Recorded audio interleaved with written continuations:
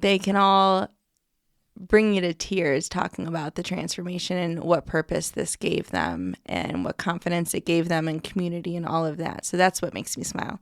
That's the success of the show, is the stories from all the women involved. My favorite thing about recording this podcast is the fact that there's so much behind the scenes. And it's why I'm even more excited to get you in here, because we are going to get a peek behind the curtain as far as what it is that you are about. So without further ado, who is Kailin Vedda? Kailin Vedda is an owner of the workshop Dance and Fitness, which is a magical studio in Westlake. We have dance classes for all ages and all skill levels, and then also fitness classes, again, for all ages and all skill levels.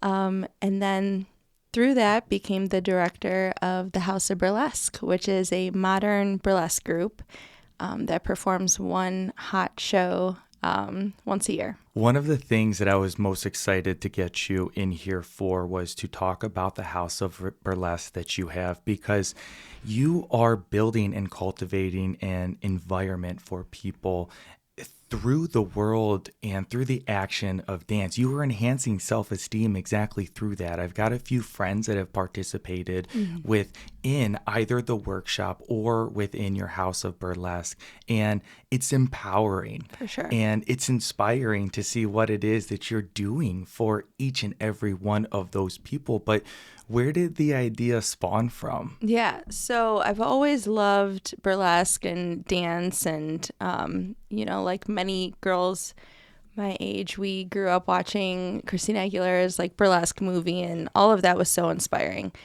So then we had the dance studio, the workshop, and I went through a period where I was single and like wanting to express myself sexually. But not so much like wanting to date or anything like that, like wanted to focus on the dance studio and all of that. So a great way for me to do that was with my heels class. So years ago, I was one of the first to start a heels class.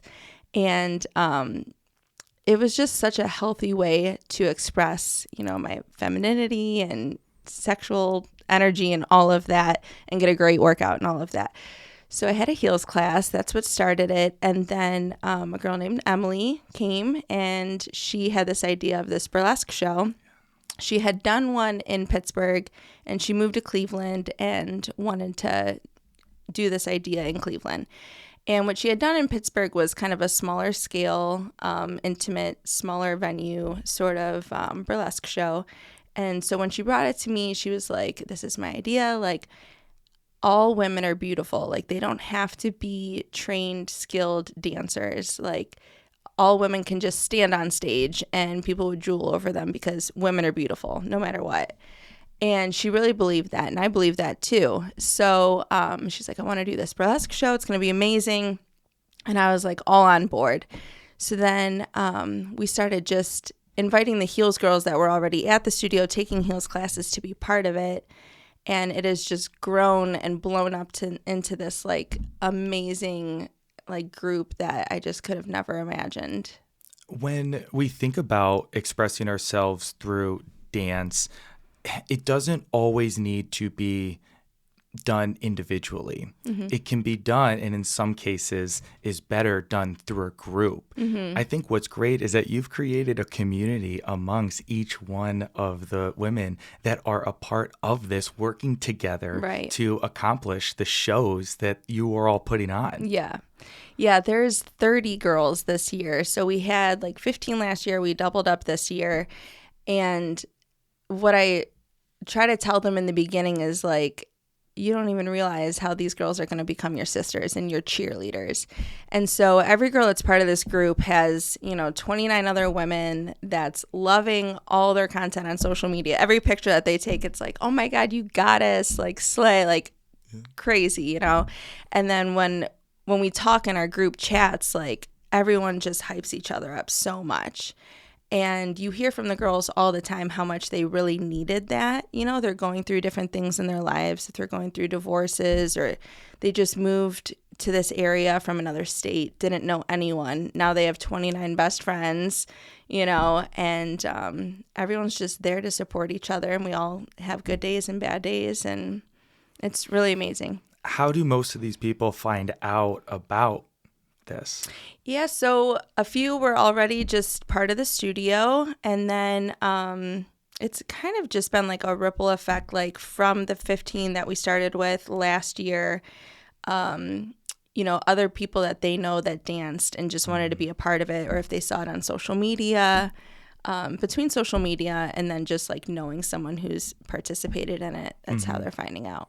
That's awesome. And I know you have an Instagram page. Yes. Where can they find that? Yep. At House of Burlesque is our Instagram page. Yeah. When we think about what it is that you're doing, there's a lot to be seen, but there's also so much behind the scenes. Right. Okay. Now, you had mentioned that you put on these events or you put on these shows. Yeah. Can you give me a rundown as far as your shows? For sure. So once a year is kind of the pace we're going at right now. So our very first one was last summer. It was in July. This year, our second one it's in June this year. We thought the beginning of the summer might fit a little better. So just once a year. And last year we spent like 7 months preparing for it. This year we wanted to start a little early to give us more time. So 9 months from the date of the show, we had our schedule as prepared as we could have it. And we had all the songs picked out, who was choreographing what.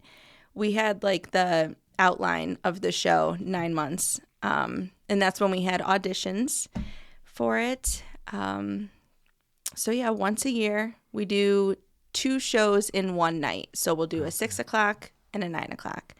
And then that's it till the next year. Yeah. What about the practice for these next 9 months or for what have been the last 8? Yeah. So we have like 3 days that are pretty much set for rehearsals. And then as we lead up to it, we'll add more. And then there's open studio time for people to come in and practice whatever they need to if they're available. But basically, like if you're going to be part of the show, you can expect to be at the studio 3 nights a week. Yeah. Or 2 evenings and 1 weekend day leading up to the show. And then like the month of the show or the couple weeks before the show, it's like almost every night we'll be running it. One of the things that I've recognized from being and participating within things that are voluntary is the purpose that participation gives you when it is that you are putting work into something, especially when there is ultimately some type of payoff where in your case it's the show itself. Right. The payoff also for me is just like my daughter seeing us all training at the studio and seeing all this work that we're putting into, and we have this goal that we're all working towards. And there's quite a few other moms in the show, and they say that too. Like they're doing it for their kids so that their kids can see them have this other purpose outside of being a mom, outside of, whatever their careers are. They have this amazing, goal that they're working towards. Yeah. Well, and I think what's cool is you are helping people develop the skill of dancing, which can be a very nerve-wracking thing for a lot of people. Right. Where do you see the skill sets amongst people who are participating within the House of Burlesque? Yeah. So I'd say all of them came in with some sort of natural ability to move. So no one's got 2 left feet off the bat. Otherwise, that's pretty hard to work with. I'm not an expert dancer. Like I took a break. So I think that helps a lot of the girls see like I can still grow a lot. We have dancers that are like far past my skill level. So there's a range when they come in, and then there's a huge improvement by the time they actually perform. The hardest part isn't even like the dance skill, it's the performance skill. It's not just learning choreography, but being able to perform it. If someone's not used to doing that, like pulling that out of them, that's the hardest part. So we try our best to really work on that. So the curtains are drawn and the spotlights are on June 8th. Tell us more about this event that you have coming up. I'm so excited. There's so much going into it. It happens to be on Pride Night, like Pride Night in Cleveland. So as you enter, there's going to be a few artists from that community that have some like acoustic, like live music going on. And then once you enter and take your seat, you're going to watch 2 hours of dancing, and there's like some MC entertainment in between the numbers, but burlesque show dancing to modern music. So like today's artists like Jay-Z, Rihanna, that kind of Britney Spears, that kind of stuff. People are going to come and they're going to enjoy what it is that they are experiencing. But there's so much more that you are doing and your team is doing outside of just the performance itself. Yeah. So I wanted to ask, what goes into the production for putting on a House of Burlesque show? Yeah, a lot. I am blessed to have an amazing admin team. We call ourselves admin. And these women are just incredible. They're in this for the love of women. They're in this for the love of dance, the sisterhood, the purpose that it gives, all of that. But they're really skilled women. So there's scheduling, all the different schedules, all the different rehearsals, studio time, because we have to have it work with the workshop's other dance schedules. So there's the rehearsal schedule, there's all the costumes, there's all the choreography, there's 30 women. So each woman eventually, gets upset about this or that. So there's like a little bit of, making sure everyone's feeling good and feeling heard and all of that. So, then the costumes, there's picking the right venue. That was pretty big. We love the Agora team. We're so excited to be there. We just had a photo shoot at the Agora, and the lighting guy was there putting on all kinds of amazing lights for us, because each number, you got to figure out the lighting to go with the costumes and all of that.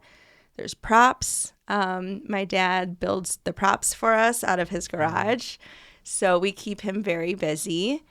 Then there's storing all the props. My boyfriend helps arrange the storage of all the props. So you got to have some muscle for a production this big. And then there's the marketing. Blessed to have friends like Kristen help me, get some marketing going. We're excited to have a billboard. 7 digital billboards we'll have downtown leading up to the show. We've been sprinkling flyers downtown, and we'll be on the news. We'll be on Fox 8, May 3rd at 11 a.m.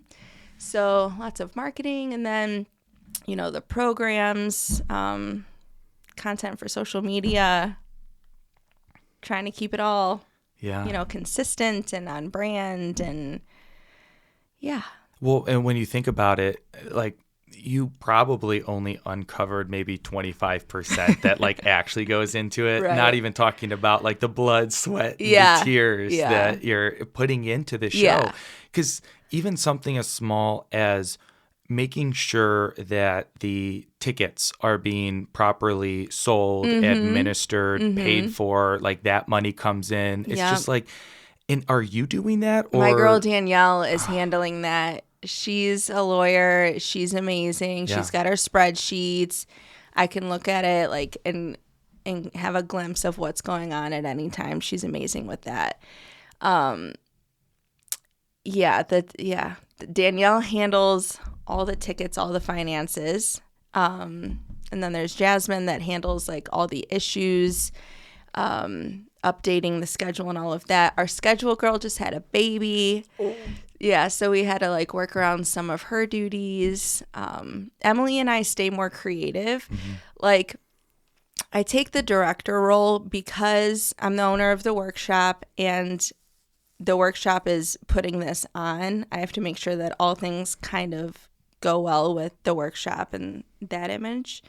So I kind of like have like the final say in a lot of things, but there's a lot of other people that are like making the decisions and making the calls and things like that to help get things done. Yeah. So, yeah, Emily's creative. Jasmine, Danielle, want to make sure I got everyone. Olivia, who just had a baby. But Olivia was the one, like, she's really good with understanding when people have issues and being like, okay, you're heard, you know, and then, like, giving us the feedback on it and working through everyone's issues and all of that. Because you have 30 women. 30 women, yeah. You are trying to coordinate schedules with. Each one of them have their own lives. Our lives are not simple. Our lives are very complicated. Right. And they're putting a lot of time into this. Yeah. So because they're putting so much into it, they're so passionate about it. They have to feel good about almost every part of it too. So everyone has great attitudes, and like we all have the same goal of just like having an amazing show. But yeah, there's times where I'm like, oh my gosh, I never even would have thought that that would upset someone. Yeah. But like I see that and I get it now, and you learn, and yeah. Yeah. So remind me, is this going to be your second show? Second show. Okay. Yeah. So the first show was just crazy, but still amazing. I can't believe how amazing it was for how little we knew what the heck we were doing. We had originally like booked a smaller stage. For this second one? For the first one. Okay. So for the very first show, we had originally started out with a smaller stage. And I like didn't even know the dimensions of the stage. I was like, oh, cool. We have a stage at the House of Blues. Great. Then we started choreographing for it, blah, blah, blah. And then finally Danielle was like, let me tape out the dimensions of the stage. And she's like, yeah, there's no way we're going to get 10 girls on this stage. So it's like, all right, we got to take the main stage. So then it just upped the whole game. Yeah. So it got a lot more serious, but it was still super successful and amazing. And then this year it's like, all right, we got to top that now. I mean, yet another consideration that most people would have never even thought of. But meanwhile, you're experiencing it in real time, and you need to make those changes to determine what we're going to do, being as though what was originally planned is not what you can move forward with anymore. Right. We're learning this year that the space in the workshop is a little small for what we're putting on. So we're having to look into like rehearsals at larger spaces. We're working on that. So starting to rehearse on bigger stages soon. In the next couple weeks, we'll be on bigger stages. So the cobwebs are shaken off from the first time. Learned and a lot. Now we're transitioning over to putting on another successful event. Is there any one particular thing that you took from that first event that you're like, hey, this is going to make our life so much easier now knowing what we know and learned from that first event? I'd say the biggest one was having the rehearsal schedule set before the girls committed to, like, when you came to auditions, you were given a pamphlet. And I didn't even create the pamphlet. That was Olivia. Like, I have an amazing, amazing team. Sounds like it. Yeah. So, and on this pamphlet, it's like, okay, this is how sexy each number is going to be. So, like, if there's 3 fires next to it, you know that one's super sexy. If there's 1 fire. So, like, know how sexy you want to be for those numbers, like which ones you would want to be in. Then this is when those numbers rehearse all the way up through June. And this was in October. So make sure you're available for those rehearsals. And so everyone kind of knew better what they were getting into. So there wasn't as much like freak out, you know, once it came down to rehearsal time. I give you so much respect for being able to just do dance. When I was in college, funny enough, your co-owner with the workshop, Natalie, her and I went, or she went to Miami as well. Okay, yeah, I went to Miami. Cool. And I was a part of this fraternity, and we had to do this like lip syncing dance routine, and like I could not get behind it. Like I could not remember any of the moves, how to do them, what to do. But meanwhile, like all of my, cousins, they're all doing dance. Like they're over at, I think one's at center stage and they got a few that are scattered around. But I look at what they're doing. I'm like, that is amazing. Yeah. I grew up doing it. My mom owned a dance studio. I grew up in her studio. She passed it to me like 5 years ago. So I grew up doing it. So picking up choreo comes natural to me. Yeah. It's a lot to remember. I'm in like 9 numbers and it's a lot. Yeah. But it's the performance part that I think I have to work on the most. Yeah. Yeah. I was going to ask how many of the, like, what do you call them? Numbers Are you? yeah, How many numbers? are there, and how many are you in? There's like 20. I'm in like 9, which is too many. We tried to cap everyone at 5 because if you're in more than that, you have to buy a costume for every single number. And then you have to be at all those rehearsals for all those numbers. Yeah. But I'm there already anyways because I choreograph quite a few of the numbers. So if I'm going to choreograph it, I might as well be in it. I'll know it anyways. So I can't get over everything that you need to know just to have your part down, but then you have to have everyone else's part down to be able to attack anything that comes your way. Yeah. So that things move smoothly. So again, with having an amazing team, so like I've choreographed, I don't know how many of the numbers, maybe, I couldn't even, maybe 5, 6, something like that. But then Emily's choreographed a bunch of numbers. And then we have an amazing girl, Livy, who she's just incredible with choreography and dancing and everything. And she's just along the way been like, oh yeah, if you need help with that, like I got it. And she just, like her choreography's killer. So she's taken a bunch of that load. And then, so we all come up with a choreography, but then Danielle, the lawyer who does the finances, she comes through at the end and does the cleaning. She coached cheerleading. So she's like good with like your formations off and like that's off and making sure that like people are doing what they're supposed to be doing at the right time. So she comes through and cleans everything to make sure that it looks like stage ready and all that. So there's a lot of different eyes on it. There's more choreographers than even just that. We have another girl, Emma, who brought in some choreography that's amazing. Jasmine also choreographed. So yeah, there's a lot of people working on it. It's a huge production. So in some cases, to you just mentioning it, you preparing for this essentially has started as little as when you were a child that's built you up until this point. Right. So your mother owned a dance studio. What inspired her to start something like that? She took dance at the studio that she ended up owning. So it was Jenna Saunders, the late Jenna Saunders. And my mom danced at her studio when she was young. And then after she like graduated high school, she just kept teaching there and teaching there and teaching there. And eventually the owner just gave it to her, gave her the keys. Just, this is yours. And my mom had it for like 30 years and then was ready to just be done. And during that time, I wasn't really even dancing. I was just, I graduated college and was doing a business administration career. And she was going to close the doors, but then I had my daughter, and I'm like, my daughter can't not have a studio, So I'm like, let me give it a try. And then luckily, Natalie grouped up with me and took it to another level. So is that the workshop? Yeah. Really? Yeah. Yep. Interesting. I ran it for a year by myself, and Natalie was teaching Zumba for me. And I was in over my head for sure. Like, Natalie will tell me, like, oh, you would have figured it out. I'm like, no. Like, I'm so glad you came in here. Yeah. Once Natalie and I teamed up, we, like, moved locations. Okay. And because she had always, like, envisioned a studio in her mind and all that. So brought it to life. And my mom teaches for us. No way. My mom choreographs for the show. I'm so glad I said that. If I didn't saved.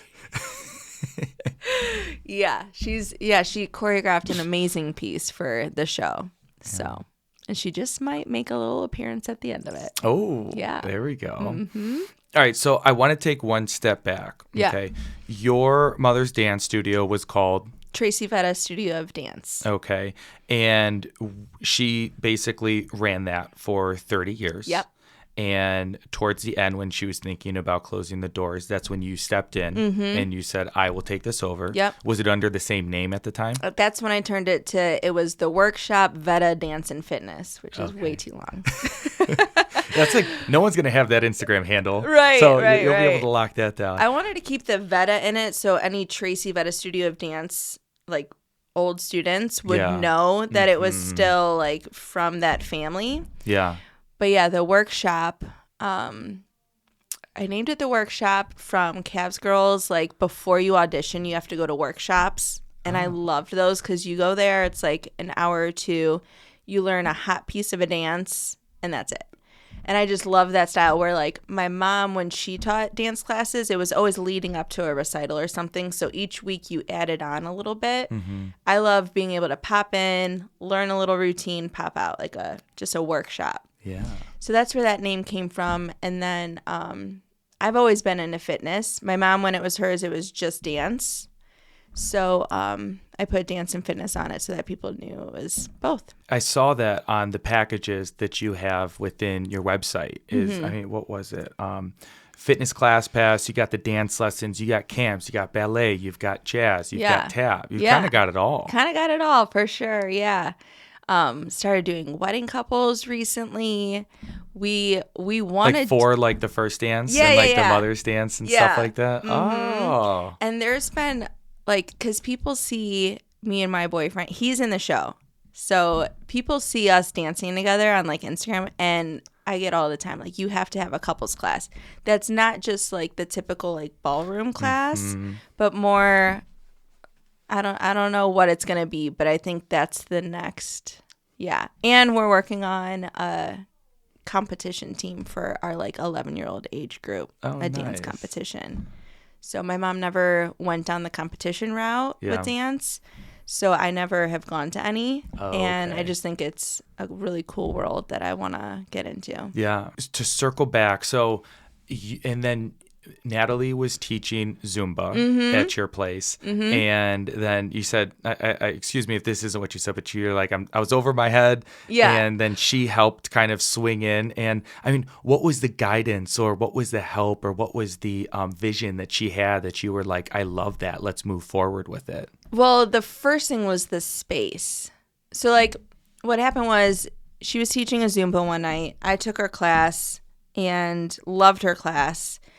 And we were talking after, and I was kind of just saying, like, yeah, I mean, she knew I just took it over from my mom. So I'm, like, trying to figure this all out, like, painting the walls, doing whatever I could to turn that studio, because my mom didn't really, like, update anything, not trying to, like, that just wasn't her focus. Yeah. And today it's all about the aesthetic. You know, it's got to be, it's all about the environment. Yeah. So, and I knew with Cockies, because I watched Natalie, you know, bring Cockies from the food truck to the North Olmsted location. I knew she knew what she was doing as far as, like, creating a space and a vibe and all of that. So, yeah, she just, like, quickly was like, well, what do you think about this other space? And it was right up the street from my mom's, like, minutes, like 2 minutes up the street. And so I love that. Like, it was right in Westlake. That's where she wanted to be. That's where I wanted to be. Bigger space. And she showed me some plans, like floor plans. And I was just like, heck yeah. So I just stayed out of her way. And yeah. And you had a little tanning salon in there at one point, didn't you? Yeah, Clee Glow. You had Lily on here. Yeah. Yeah. Love Clee Glow. Yeah. Oh, that's amazing. I had no idea of that story, but that's something so special. It is. It's just like divine timing or something. It worked out really well. Game changing. It's like me and Natalie partnering up for the workshop is, like, to me, like when Emily came in from Pittsburgh and was like, I have this burlesque idea, like, game changer. Yeah. You know? So is there any split percentage that you could give me between, like, what's choreographed dance and then what's the, like, choreographed fitness and or the fitness stuff? As far as, like, what's happening inside the studio? Every day we have both. Yeah. So I'd say it's like 50-50. Is that right? Yeah. Yeah, our drip class, it's like Zumba, but we call it drip. It's like a modern Zumba class. Like, we have that 7 days a week. People love it. Yes. People drive like an hour to come to this class. And it's that empowering, like, Yeah, you get a great sweat, you listen to bad girl music, and you have a ball, and you leave feeling amazing. And so there's like this progression with some ladies at the studio or with some girls at the studio. So they come in and they try a drip class, and then they see some girls taking a heels class, and they're like, oh, what's that? And then they get more confidence after coming to drip, and then they try the heels class, and then they get more confidence in the heels class, and they're like, oh, burlesque, and then they end up joining the burlesque group. And yeah, it's amazing the confidence that builds from going to a workout class to performing at the Agora. Yeah. Oh, absolutely. And I think one other thing that's important to recognize is the fact that, Natalie has been very public on social media about how things weren't necessarily working for her with how she wanted to work out and the results that she was getting until she started doing some of these drip classes. Right. And as far as I know, from what I've seen, like she said, that has been one of the single biggest, healthy impacts that have inspired her and inspired other women to try a different way of working out. Yeah. And I think what's beautiful about that is the community aspect of what it is that you're doing, because, you can get a subscription at LA Fitness, at Planet Fitness, and you can grind it out and do it all on your own. But when you have a group of women that are coming to the same event, that are all getting hyped up, in which the music is there, the vibe is there, I mean, you are providing so much more than just the opportunity to work out for whatever period of time the class is. For sure. Like when the hour's up with the drip class, like people just want to keep going. Like it's just so much fun. You don't even realize that you're working out. And then they're all making friends and going and getting drinks after class or whatever. I love when I like drive by Hail Marys, shout out Hail Marys in Westlake, and I see a group of drip girls on the patio having a beer after their drip class. Oh, that's awesome. So were you a Cavs girl? No, I auditioned twice. Okay. I auditioned when I was 17. I made it really far when I was 17 and got cut. It was the stage presence thing. Oh, yeah. It's stage presence is like, it's black and white when you're watching someone and they have stage presence and they don't. And it's just like, I don't know. My stage presence lacked when I was 17. And then they changed the age to be a Cavs girl to 21. So then I had to wait 3 years to audition again. And by then, they just had like a different idea. They changed the Cavs girls from being more like technical dancers, not cheerleaders, but they were less focused on technique. And I had spent those 3 years like worried about my technique. Yeah. And they were more focused on just like overall like look and that stage presence that I just like lacked in. It was just my weak spot, the stage presence thing. How do you develop something like stage presence as you're actively working to do so? You just have to practice it. It's so awkward at first. Like we talk about it all the time. Girls are constantly trying to give each other tips on how to get better at it. Yeah. So we say like practice it in the mirror, see what looks you like, and then there's different things like act like you're biting an apple to give you that like kind of and then or there's like look at your body as it's moving to kind of give your face something to do so that you're not just staring dead out into space. So there's little tips and stuff, but it's getting outside of your comfort zone and having the confidence to just do crazy stuff with your face while you're dancing. To your point, it's not about just being able to put your feet in the right place and move your arms in the right way. Like you can tell when like you said, when someone is well versed and skilled within stage presence, you just see it. Right. Totally. You had mentioned about like the dance competition. Have you by chance seen all the stuff that's going on with JoJo Siwa? I hear about it from my daughter. I hear about it. I saw a recent picture of her like looking all rocker and black and yeah, it's super interesting. She's trying to do some type of rebrand similar in what she equates it to what Miley Cyrus did. Yeah. But it's interesting because from what I've heard, it's nothing but like a black monochromatic just change in color for her. Right. Because she's still doing the bedazzled stuff. Yeah, it's still glitter. Yeah. Yeah. But it's also weird because like she's like, she also has this level of cringe where the age group that she's trying to break into is like, you're so far close to the appealing to the younger children, where it's like, it's going to take a lot more than, you going from the rainbow colors to just like black and white to rebrand. Yeah. I wish her the best. Yeah. Yeah. My daughter was like, she's trying too hard. Yeah. And I would say my daughter at the age of 10, almost 11, is probably the exact age that like has followed her, like was obsessed with her when they were little. Mm-hmm. And now they're getting cooler. So I get if she wants to like be a little edgier. Yeah. But yeah, she's, I don't know, going about it in a weird way. It is weird. But whatever works for her, I guess. Yeah. So we've got the workshop, we got the House of Burlesque. Is there anything else that you are working towards, that you've got incubating off to the side, or are these your two passion projects that you are full steam ahead on? Yeah, definitely full steam on these two. Bringing in the dance competition team, I hope that that's going to be as big of a deal as the burlesque is. I want that to be like its own animal, like just like the burlesque is. I have an amazing instructor, Emma, who is gonna help me like tee that up. She'll be my Emily to this. So yeah, the dance competition, and then just adding more classes at the studio and just growing those three. Yeah. Give us one last recap as far as what it is that we need to know about the burlesque show that's happening on June 8th. Yes. There's nothing else like it that I've ever seen. So that's the number one thing to me. I'm like, no one else is doing anything like this as in the dance world.